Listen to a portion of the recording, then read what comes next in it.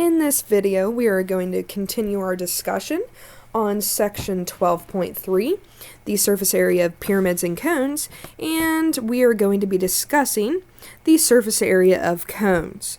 So first and foremost, a cone has a circular base and a vertex that's not in the same plane as the base. The radius of the base is the radius of the cone. And just as in a pyramid or in a prism or in a cylinder, the height is the perpendicular distance between the vertex and its base. So you definitely still need to see that right angle there. And a right cone, in a right cone, the segment joining the vertex and the center of the base is perpendicular, and the slant height is the distance between the vertex and a point on the base of the on the base edge. Alright, so just as before, the slant height is on that lateral surface, and your height is going to be perpendicular to the base from the vertex and is going to be smack dab in the middle of that base. So the lateral surface of a cone consists of all the segments that connect the vertex with the points on the base. What they mean by that is I've got my vertex here and I can connect it to this point, and then I can connect it to this point, and there's actually infinitely many lines because I can draw them even closer together or further apart here and keep dividing it up. So the lateral surface is a collection of all those segments. So I've got a couple of 3D models here for you all to look at these cones. This is a pine cone. I of course have my ice cream cone. That's the most important one here. And they all have very similar cone shapes. What happens with all of these though is they actually don't have the full cone shape. Alright, our lovely cake cone here is not as good of a model as a sugar cone would be, and this traffic cone does not continue all the way to the top. So if I were to ask you to take the surface area, I would need to chop that piece off and then consider an additional base there at the new top to add on to the surface area. Alright, so here's our formula. This is the big deal here. The surface area of a right cone, which is what we're going for, is the area of the base. So this capital B is the area of the base plus 1/2 CL. So just like the surface area of a pyramid, which here is the formula, surface area of a pyramid was B plus 1/2 PL. All right, the only difference here is instead of a C, it is a P. That was the only difference with a cylinder and a prism. Here, I actually know what to call that perimeter since my base is, for a fact, a circle. That's what makes it a cone. I can use circumference instead. And I can get more specific with my formula.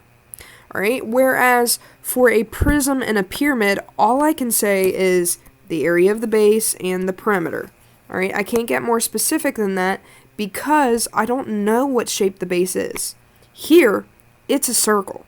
So the area of the base is pi r squared, whatever my radius is, and my circumference is 2 pi r. So when I have that 1/2 times that 2 pi r, the 1/2 times the 2 cancels out, and then I'm left with that lateral surface on the outside there. So that's what gives me that pi RL.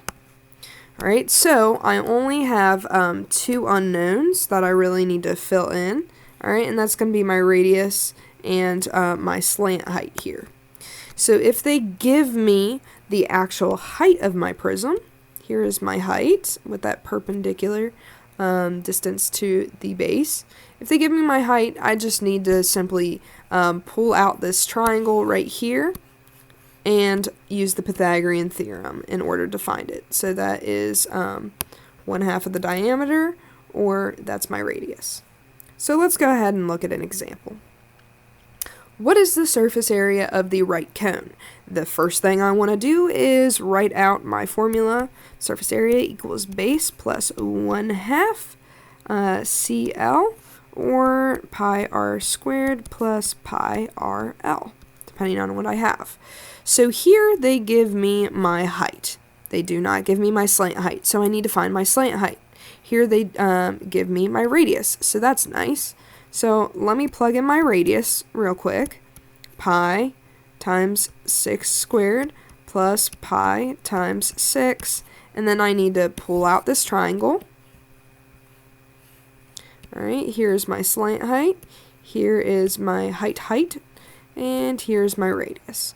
So using my Pythagorean theorem, or shortcutting it and recognizing that this is a 3, 4, 5 Pythagorean triple, I should know that this side is 10, but just in case, I've got L squared, that's my C squared, equals A squared plus B squared, 6 squared plus 8 squared, that's 100, and then I take the square root and I get L equals 10. Alright, so substitute in that value, 10, and I get 36 pi plus an additional 60 pi, for a grand total of 96 pi. Alright, and it is surface area, so I need to make sure my units are correct, and that is meters squared. Alright, so walking through their nicely formatted notes here, find the slant height, check, I did that, write my formula, L equals 10, I've got my formula, substituting in my values, 96 pi, so the answer was B. Good job. Alright, traffic cone example. A traffic cone can be approximated by a right cone. When I said approximate earlier, keep in mind, we are chopping a little bit off, but they said approximated, so I'm okay with this example. With a radius of 5.7 inches and the height, let me get a different color to draw that in there. The height of 18 inches. So this is 18 inches and this is 5.7. Alright, find the approximate lateral area of the traffic cone. So that means I can go ahead and leave off the base part of my surface area formula. So step 1, find the slant height. So you're going to want to pull out that triangle, and pulling out that right triangle, that is horribly drawn, Miss Hlebiczki. Alright, here's my right triangle. I do have 18 here as one of my sides, 5.7 as my other side. Squaring those, adding those squares together, and then taking the square root, I get my hypotenuse to equal about 18.9 inches, which that makes sense. My hypotenuse should be longer than the other two sides. Alright, so that is my slant height, and the lateral surface area is just the pi RL. I don't need that base piece in there.